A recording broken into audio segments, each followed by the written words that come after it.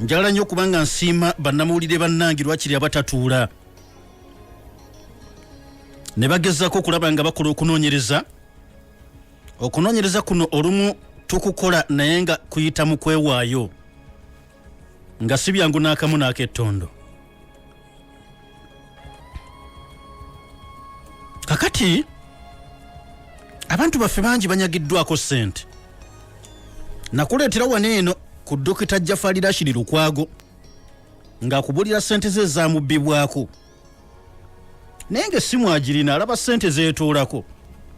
Ye alaba ka message titi agenda okebera ani ampadde aka message yavu sent emitwalo 3 to 0772 ABCD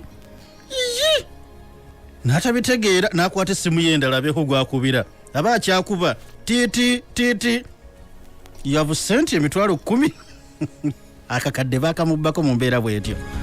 Akakadde baakamubbako essimu eri wali naye emulaga you have sent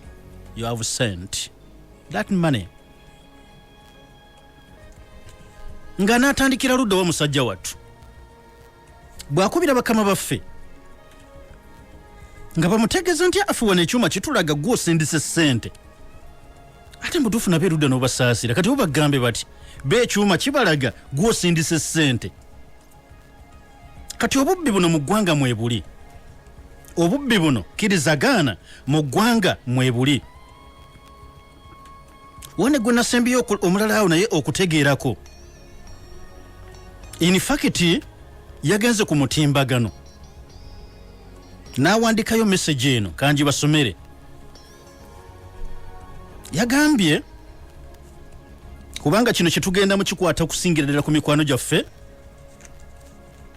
aba MTN ne Airtel waliwo nabo ebibayinga obuzito nga byetaagisaamu maanyi magatte okuva mu security agencies. Oli yawandiise bw'ati: mukyala wange yafunye aka message emisana nga message eyo eva ku nnamba yange, eva ku nnamba ya mwami we, nga message emugamba nti sindika ssente ku nnamba eno. Okitegedde bulungi nti kalule nsindikidde mukyala wange message ng'emugamba sindika ssente bweziti ku nnamba eno.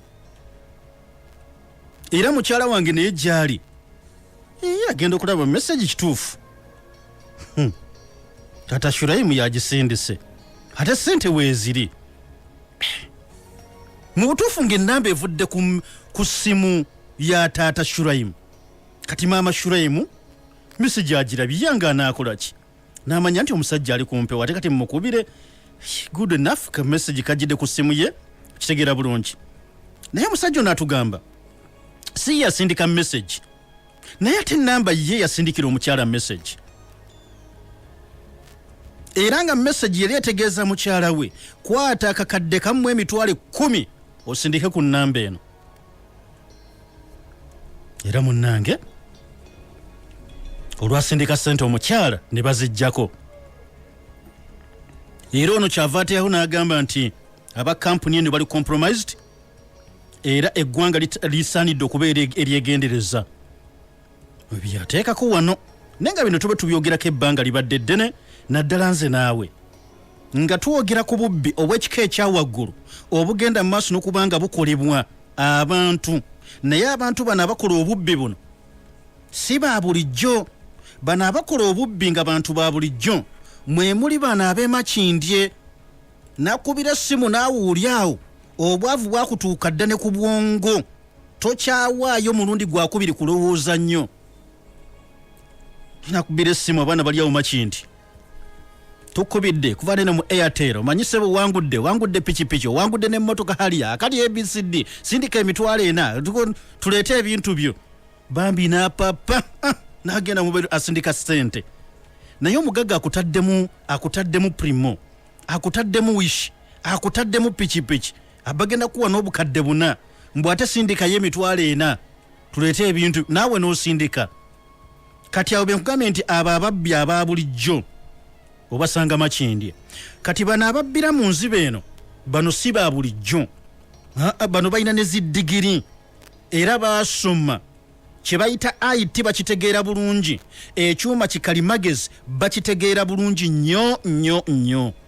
Era bakola mu bitongole n'abamu ku bo nga bakola mu bino eby'amasimu be batutuusa ku ekyo ebiseera ebisinga obungi, kubanga ekyo nga bw'okitegedde alina obwongo kikola era naye aba munene.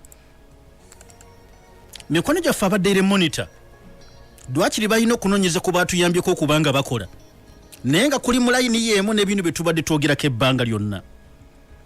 Ne tukugamba nti gwe weewuunye nti omuntu akubira muzadde w'omwana essimu, puliizi sindika obukadde 5, bw'oba tobusindika mwana tugenda kumutta. Naye nga ddala omuntu oyo talinaamu kutya nti baatugamba mikono gyaffe aba UCC mu nteekateeka ya gavumenti buli nnamba etali registered eteekeddwa okuggibwako. Nze naawe twalaba ennaku gy'otulabanga twagenda ne turegistaringa amasimu gaffe, naye nga mu mitima nga tuli basanyufu nti bwe kiba kyekigenda okutuyambako okukendeeza obubbi obutambulira ku masimu, katuwumiye katuboneebone, naye ng'ekizibu kyo tukoze eki tukimazeewo. Naye nkugambye nti ono akubira omuzadde w'omwana essimu ng'essimu ekituufu eri registered, wandibadde olowooza nti awo twandiyambiddwa mangu okutegeera nti essimu eno eri mannya gaani, nti gundi waawa twandibadde twamutegedde dda, naye bakikola nga bakimanyi bulungi ne bwe munaagezaako okulondoola kituufu essimu eri registered naye amannya g'essimu atuufu, kyokka ye mwennyini yagiregistaringa. Kyokka registration ekwetaagisa okweyambisa national ID. National ID ebaako ekifaananyi kyo. Kati okunoonyeza kwa bano kulaga nti aga amasimu naawe osobola ogiregistaringa bw'oba ng'olina emitwalo gy'etaano. Bw'oba olina emitwalo gy'etaano nga tolina national ID, kati essimu yo bagiregistaringa k'okunoonyereza bwe kulaga. Era nga kino kikola mu bwangu nti banno oli gy'azungira olunaku lulamba ali mu layini gwe mu ddakiika 3 oba n'essimu kaadi nga eri registered bulungi ddala, ne mobile money ne bagikuregistaringirako era mu mannya g'oregistarinzeemu n'essimu kaadi yo. Kino bakikola nga beeyambisa identity card gye babeera bajingiridde, naye nti emitwalo 5 gye gikweyimirira mu bino byonna. Amakampuni ag'amasimu g'osobola okwogerako gonna, MTN, Airtel, Africell n'abalala bonna, kebere UCC nga bamaze nabo okuba nti bagabanyizibwako enteekateeka zino ez'obufere, nabo kati bakwata bukwasi ku matama ne bagamba mu butuufu tubadde tetunnaba kukitegeera. Tubadde tetunnaba kukitegeera. Mu nteekateeka entuufu UCC, Uganda Communications Commission 2018 giyayisa baalaga nti amakampuni gonna galina okukakasa ennamba okuba registered gwe nannyini osooka otulage national identification number nini eri ku national identity card. Kino nga kyalubirwamu okwagala okulwanyisa obuzibu emisango egy'enjawulo. Naye kati ekyo nkulaze nti nakyo kati tukibuuka amacyo. Oyina national ID togirina, owulira oyagala kuzza ku misango naye ng'okozesa simu. Kaakati ssebo ojja n'ogiregistaringa otya? Okunoonyereza okubadde okw'obwambega kwe kukizudde nti kati tulina ebikumi n'ebikumi by'Abannayuganda abalina simu kaadi nga beeyambisizza ebiwandiiko ebijingirire, nga waliwo ekibinja ky'abasajja n'abakyala abalya ssente ku Bannayuganda, naye nga bano akabinja kaabwe okunoonyereza okw'obwambega kulaga nti akabinja kano kakolera nnyo ku Shoprite shopping mall wali eri ku Lwentebe webasinga okukolera awo. Era oluvannyuma nga bamaze okuba nti bakwataganidde awo, naawazze ng'oyagala simu kaadi, balina akafo we bakolera kino ekiviiriddeho kati Bannayuganda akabasa, ng'akafo kano kadduuka liri okukuupa complex. webagusiza omulimu guno era nga kikwetaagisa ki nga tolina national ID bana emitwalo 5 gimala aba security naddala abali awo ku Shoprite bannaffe abamonitor bakoze obwambega bwabwe bakizudde bino bitambula nga nabo babiraba beba security boolabawo ku mulyango ogw'edduuka lyaffe eddene lya M10 n'edduuka lyaffe eddene lya Airtel. Kale nti oluvannyuma lwa bino byonna nga bitambula nabo nga babiraba waliwo we bayita babbulooka. Bulooka ono yatunuulira abantu bano abayise abazzaawo n'amanya nti ono alabika yeetaaga simu kaadi era bakwanguyira. Mama oyagala ki? Oyagala kuzzaawo simu bagibye simu kaadi oyagala nyambibwa nti ajja nkuyambe. Be babbulooka abo. Bwamala okulaba omuntu afaananako bw'atyo bakulaga nti bagenda kuyamba nga weetaaga simu kaadi empya era mu kuyamba beekyokukola babeera bakimanyi. Akwata essimu n'akubira abamu ku bali mu mulimu guno eri munda mu dduuka eri mu kwago ag'amakampuni gano. Kati ono gwakubidde essimu ali mu dduuka eri munda yamubuulira ekiddako. Bwambuulira ekiddako nga noono wa security naye ategedde omupango ogenda mu maaso nga baggusa omulimu. Bano bwe baabuuliza bano aba security nti abaayi bano okutuuka okukola obufere buno n'obubbi obugenda okuzikiriza eggwanga nga mulaba kiki kyo? Aba security baddamu ansa kituufu naffe tubiraba naye abantu abo boolaba abakola ebyo bali untouchable tebakwatibwako because they are highly connected. Balina abanene be bakolagana nabo si bangu mu gavumenti eno. Mu kaseera kano nga batukolera obwambega bakulaga waliwo omwana Adamu atuuka era wakati mu kutuuka nono mwennyini atukolera obwambega buno naye ayoleka kye bayita obwetaavu obw'okufuna simu kaadi.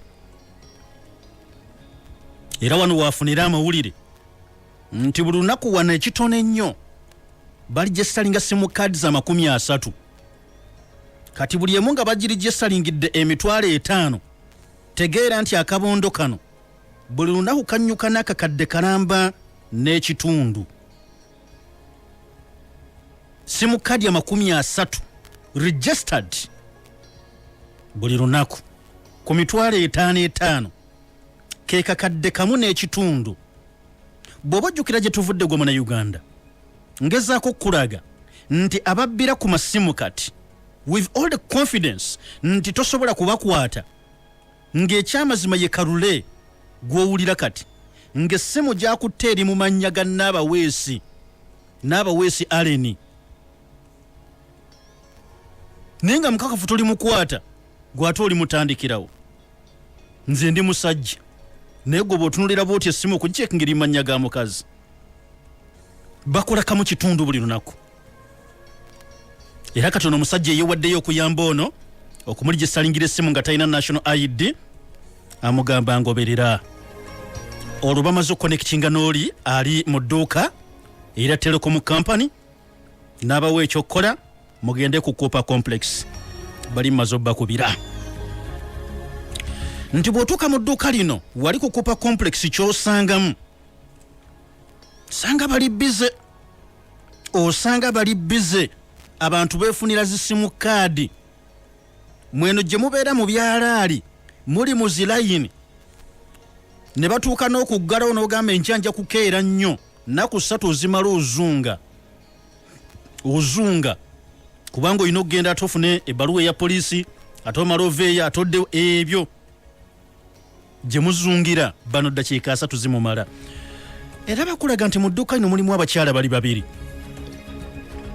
Edduuka lifaanana nga bw'olaba mobile money shop awo wennyini Cooper Complex naye balina buli kimu kyonna ekikozesebwa mu kuligyesalinga kye bayita essimu empya simu kaadi empya. biometric machine weeri eno wuji ne baga nti ateekako ekigalo kyo mwana wattu n'okissaako gira tukuba akafaananyi bakuba akafaananyi era oluvannyuma nga bamaze okukuba akafaananyi nti bano abakyala ababiri bemusangayo mu ndeeyo abakukolako batandika okuba nti batunuulira erinnya lyo gwe lyolina gwe nga ggwe ne baligeraageranya n'agamu ku mannya wali amalala ge balina gwe gw'otomanyi era oluvannyuma ne balyoka bapiikingamu erinnya limu eryo lye bapiikinzeemu lye bagenda okuba nga bateeka ku refugee identity card era nga kaadi yo bagitaddeko amannya ga mukongo. Okimanyi bulungi tuwana mu Uganda tubuddamizza abantu bangi ababunzibunzi. Ofiisi ya Ssaabaminisita wa Uganda evunaanyizibwa ku babunzibunzi bano era baabakolerawo enteekateeka nti kati gwe nga Munnayuganda nga kikwetaagisa okuba ne National Identity Card ogenda ofuna simu card. On refugee ye teyeetaaga National Identity Card kubanga si Munnayuganda naye babawa Refugee Identity Card. Eno ye kadi emwoleka nti ono munoonyi wa bubuddamu, ono mubunzibunzi aliko wano kiseera. Kati ezo Refugee Identity Card olw'okuba nti bannaffe abakongo n'abalala bazikosezza ofuna simu card, kati ne bano gye bajingirira gwe kalule naye ne bakuteekako erinnya nga lya Kikongo era ne bakulaga nti bakoledde ne Refugee Identity Card. Ekyo ne kiggwa anti ku mubunzibunzi yenna eyo kadi gye twetaaga kati bagikuwadde.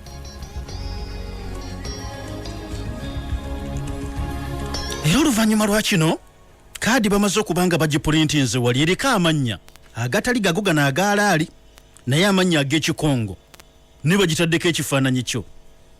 Kati omu ku bano abakyala abaako ennamba katugezeza MTN zakulaga ku ssimu ye n'akubuuza nti ku zino ennamba eruwa gy'osiimye ekunyumidde, n'omugamba nsiimye eno, n'agamba nti kale, n'ayingiza byayingizaawo era oluvannyuma mukadde mpawe kaaga ng'akuwa simu kaadi yo ng'eri gye salingiddwa bulungi era bwegute ne guli ne ku bannaffe aba Airtel. Nti kati be Bannayuganda b'owulira abo abangi abayina simu kaadi bayina amasimu ne simu kaadi bazirina naye ng'ekyamazima ziri registered naye nga teziri registered mu mannya gaabwe. Mukakafu nti ennamba ng'eri registered tebajja kugijjako naye si mu mannya ge. Kati zeezo ze bakolirako kye bayita obufere. Gwate omukongo onoomujja luddawa ogenda kuggyawo omukongo nga n'erinnya oliraba oli awo ozungu nti abakongo batubba naye nga muganda munno, munankole munno yakubba, musoga munno yali mu kuyiiya.